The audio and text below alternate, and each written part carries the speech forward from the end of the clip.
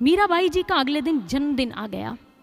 माँ ने ढूंढा मीरा को, कहने लगी मीरा इधर आओ लाडो।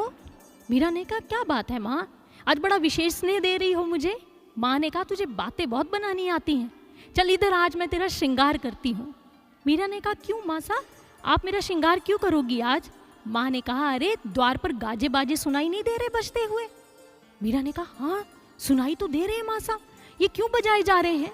मीरा की माँ ने कहा क्योंकि मीरा आज तुम्हारा जन्मदिन है पुत्री, आज के दिन ही तुम हमारे घर में आई थी, इसलिए गाजे बाजे बजाए जा रहे हैं। मीराबाई एकदम से उदास हो गई, कहने लगी माँ से इन बाजों को बजाना बंद करवा दो माँ। माँ ने कहा क्यों। उसने कहा कैसा जन्मदिन माँ, यह मानव तन तो नश्वर है, क्षणभंगुर है, एक दिन तो इसे अपनी नश्वरता की ओर बढ़ना ही है माँ, इस जन्मदिन के लिए क्यों उत्साहित होना। माँ देख रही है मीरा ऐसा वैराग्य तुम्हारे जीवन में अभी से आ गया। अरे लाडो अभी तो तुम्हारे खेलने की उम्र है, ये इतना वैराग्य क्यों धारण कर लिया। मीरा कहती पता नहीं मासा मेरी आत्मा कह रही है। और आप मेरा श्रृंगार क्यों करना चाहती हो मासा, मैं तो अपने गिरिधर गोपाल के रंग में रंग चुकी हूँ, जैसा मेरा गिरिधर गोपाल वैसी मैं हूँ, बस वो भी जैसे रहते हैं मैं भी वैसे ही रहना चाहती हूँ। ये माँ इसलिए ये बाहरी श्रृंगार की मुझे कोई आवश्यकता नहीं है। माँ बस मौन होकर उनकी सारी बातें सुनती चली जा रही हैं। मीरा ने फिर से कहा मासा उदास मत हो, मैं तो अपने गिरिधर के रंग में रंग चुकी हूँ ना, क्योंकि मैं उनसे बहुत प्रेम करती हूँ। माँ ने कहा जोगी के साथ तू भी जोगन बन गई है, पता नहीं मैंने किस दिन ये बात बोल दी कि ये तेरे दुल्हा है, बस तू तो इन्हीं की बात का रटन करने लग गई है। अब माँ की बात सुनकर मीरा मुस्कुराई, लेकिन जानते हैं मीरा के नेत्र मुंद गए, क्योंकि उसे पूर्व जन्म की स्मृतियाँ पुनः आती हैं, उसके हृदय में वो जीवंत होती चली जाती हैं। अब जैसे ही नेत्र बंद हुए तो मीरा अपने अलौकिक देश में, अपने भीतर के प्रदेश में उतर गई। और मीरा देख रही है जब वो गोपी थी तो कैसे श्याम रंग में रंगी हुई थी। श्याम का रंग ही उनका श्रृंगार था, जो उसके मन और प्राणों पर आच्छादित हो चुका था, जो प्रगाढ़ हो चुका था। अब मीराबाई जी को वो घटना याद आ रही है जब एक बार बहुत सारी गोपियाँ श्री कृष्ण जी से नाराज हो जाती हैं। जब वो गोपियाँ नाराज हो गई तो भगवान श्री कृष्ण जी को भी पता न चला। अब कन्हैया जो वन में गोचारण के लिए जाते हैं, अपने मित्रों के संग वो जाने लगे तो अपने मित्रों से कहा अरे श्रीदामा आज गोपियां दिखाई नहीं दे रही हैं। श्रीदामा ने कहा हाँ रे कन्हैया मैं तो बड़ा हैरान हूँ, तेरा मार्ग रोक कर खड़ी रहती है, कभी कहती माखन ले ले दही ले ले, हमें तो कोई पूछता ही नहीं है इस ब्रज के अंदर, बस तेरी पूछताछ होती रहती है। कन्हैया ने कहा मैं जो पूछ रहा हूँ उसी का उत्तर दो। अब श्रीदामा ने सुमंगल को पूछा तुझे पता है गोपियाँ क्यों नहीं आई आज। श्री कृष्ण पूछ रहे हैं। अब कन्हैया देख रहे हैं गोपियाँ नहीं आ रही। सुमंगल ने कहा मुझे भी नहीं पता गोपियाँ क्यों नहीं आई है। हाँ एक मित्र ने कहा जिसका नाम प्रबल था, उसने कहा कन्हैया मुझे याद आया तूने अपनी यशोदा मैया से गोपियों की शिकायत की थी ना कि तेरे मार्ग को अवरुद्ध करती हैं, तेरे मार्ग में आ जाती हैं। जब मैया ने पूछा तो गोचारण करते हुए तुझे विलंब क्यों होता है वापस आने में, तो तूने यही कहा था ना गोपियाँ मुझे आने नहीं देती, अपने घरों में ले जाती हैं, माँ मुझसे ये नाच नचवाती हैं मैया, और कभी कहती हैं ऐसा कर ले वैसा कर ले, हमारा पात उठा दे, हमारी सहायता कर दे। तो मुझे लगता है गोपियाँ तुझसे चिढ़ गई हैं कन्हैया। कन्हैया को लगा कि मेरी आन बान में कमी आ गई इस बात से, अब मेरे मित्र भी मेरी ठिठोली करने लग गए हैं। अब कहने लगे कन्हैया जी अब ऐसे ही जाना पड़ेगा गोचारण के लिए, अब नहीं आएंगी आपकी वो गोपियाँ, मार्ग में दही ले ले माखन ले ले, कभी कुछ कहती हैं कभी कुछ कहती हैं, हमें कोई पूछता ही नहीं। और मोटू भी साथ चलता जा रहा है। कन्हैया ने उसकी तोंद पे हाथ रखा, क्यों तुझे भी माखन दही नहीं चाहिए, इनके साथ ही मिल जाएगा। मोटू ने कहा नहीं नहीं मुझे तो चाहिए कृष्ण, गोपियों को वापस लेकर आओ। कन्हैया कहते इनको मत बताना, उनको मनाना बड़ा ज़रूरी है। अब कन्हैया जी तो लीला कर रहे हैं क्योंकि भक्त को मनाना चाहते हैं, गोपियाँ तो भक्त हैं, वो साधारण स्त्रियाँ नहीं हैं गोकुल की। और इधर कन्हैया ने मोटू को साथ मिला लिया। अब बाकी मित्रों को कहा ऐसा करो मित्र आज ना मेरा मन गोचारण में नहीं लग रहा।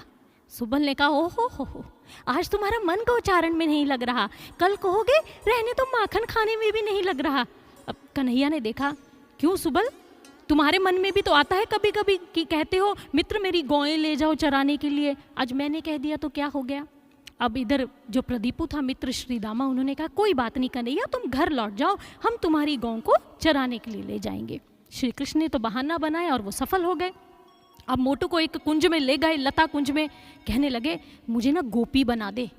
मोटू ने कहा मैं तुझे गोपी कैसे बना सकता हूँ, अरे वो जैसा वो हार श्रृंगार करती है ना, वो चुनरी ले आ, कहीं से घाघरा ले आ मेरे लिए, मैं पहन लेता हूँ। अब मोटू घर में गया, अब मोटू जो था 2-3 घाघरा और चुनरी इत्यादि ले आया। अब कन्हैया के पास लेकर आया, कन्हैया लता कुंज में ही छिपे हैं उसकी ओट में। अब कन्हैया ने कहा दिखा, अब वो साइज़ में थोड़े बड़े थे। अब कन्हैया ने कहा अरे अपनी मैया का ले आया, तेरी मैया, तू क्या बात करता है मोटू, अब कुछ अपनी बहन का किसी और का ले आता, चुनरी अच्छी सी ले आता। अब मोटू कहता 2-3 लाया हूँ, पसंद कर लो जो अच्छे लग रहे हैं। अब कन्हैया ने जो उनके नाप में आ सकता था, उनके शरीर पर पूरी तरह से ठीक लग रहा था, उन्होंने वो घाघरा इत्यादि और चुनरी को धारण कर लिया। मोटू को कहा अब तुम जाओ। अब चुनरी जो थी, अब मुकुट में मोर पंख भी है, अच्छे से चुनरी से अपना मुंह ढक लिया, एक पर्दे की तरह कर लिया और बांसुरी को भी छुपा लिया। अब वो निकल पड़े हैं गलियों में, वृंदावन की ब्रज की गलियों में घूम रहे हैं और आवाज़ें देते हैं गोपियों के घरों के आगे से निकलते हुए जानबूझकर, रंगरेजन आई है रंगरेजन, नाम गुदवा लो गोदना गुदवा लो, रंगरेजन आई है बड़ी दूर से रंगरेजन, पक्के रंग का नाम लिखूंगी, आओ भी नाम लिखवा लो। अब एक गोपी ने सुना, अच्छा गोदना गुदवा लेते हैं, तब एक परंपरा भी होती थी नाम लिखवाने की, हाथ पर कलाई इत्यादि पर। अब 2-3 गोपियां और बाहर आ गई। अब मन में तो कृष्ण कन्हैया से रूठी हुई हैं क्योंकि मैया को शिकायत की है कृष्ण ने, लेकिन क्या करें, आत्मा तो श्री कृष्ण की ओर ही बढ़ती चली जाती है, आकर्षित होती है। अब गोपियां बाहर आ गई, कन्हैया ने घूंघट किया हुआ है, घाघरा इत्यादि पहना हुआ है। अब कन्हैया छुप छुप कर अपना मुख छुपाते हैं, गोपियों से आवाज़ भी बदल बदल कर बोलते हैं। अब गोपियों ने कहा क्यों रंगरेजन, कैसा नाम लिखोगी? कन्हैया कहने लगे जैसा तुम कहोगी वैसा ही नाम लिखूंगी।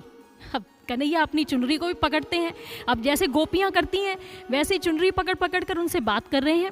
अब कन्हैया ने जैसे ही कहा तो एक गोपी ने कहा ऐसा करना, मेरे शीश पर लिख दे श्याम मुरारी। दूसरे ने कहा हृदय पे लिख दे मदन मुरारी। तीसरी कहने लगी दृग पर लिख दे दीन दयाल। एक ने कहा श्रवणों पे लिख दे श्याम बिहारी।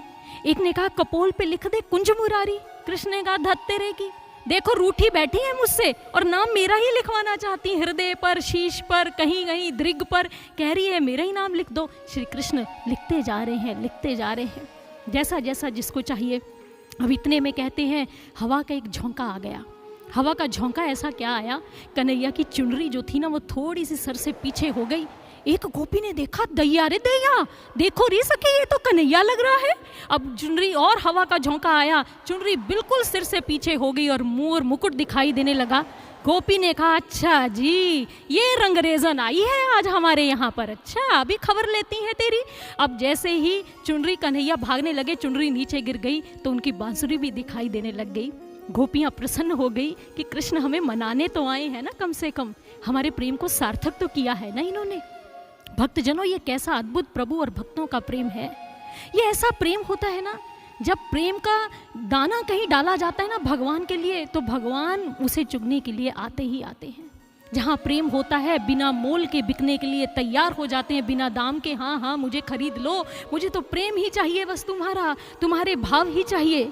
और इतना ही नहीं, ये प्रेम ही है जो निराकार को साकार बनने के लिए विवश कर देता है, जो एक विरक्त को रागी बनने के लिए विवश कर देता है और कृष्ण को गोपी बनने के लिए विवश कर देता है। कभी तो भक्त प्रभु के इशारों पर नाचते हैं ना सज्जनों, लेकिन भगवान भी अपने भक्त के लिए नर्तक बन जाते हैं। भगवान सोचते हैं क्या हुआ, क्या हुआ, मेरे भक्त भी तो मेरे लिए नाचते हैं, अगर मैं इनके इशारे पर नाच लूँगा तो मेरी आन बान में कोई कमी नहीं होगी। लेकिन सज्जनों इसमें अहंकार से फूलने वाली बात नहीं, ये तो प्रभु की कृपा होती है अगर वो हमारे संकेत पर नृत्य करते हैं, भक्तों के संकेत पर नाचते हैं।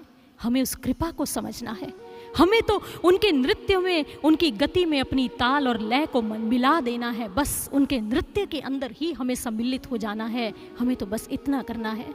आज गोपियों ने यही तो किया। जैसे रहीम जी बड़ा सुंदर कहते हैं, रहीमन प्रीति सराहिए मिले होत रंग दून, ज्यों जरदी हरदी तजे तजे सफेदी चून।